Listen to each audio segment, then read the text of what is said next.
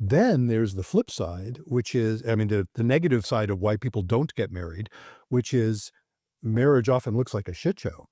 They'll, again, I'm old enough to remember when there were very few grounds for divorce, and that was liberalized back in the 1970s in the United States. Again, I'm not quite sure about various European countries have done that. Hmm. But when it was liberalized, there was this huge spike in divorces, which I would tend to think of was pretty much, a pent up demand.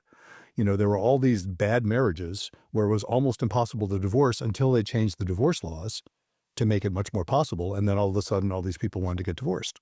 So the people who grew up from the 1970s on were seeing enormously increased divorce rates.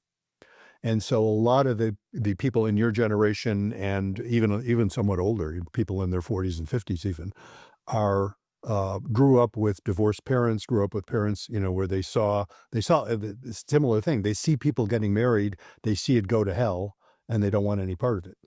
And I hear this fairly often from couples that I'm seeing if they're not married.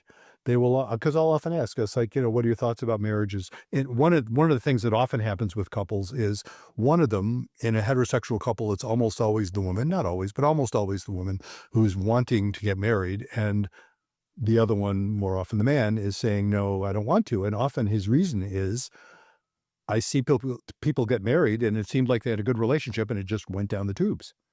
So those are other reasons why I think people avoid marriage, because they see that it seems to be associated with bad outcomes. So,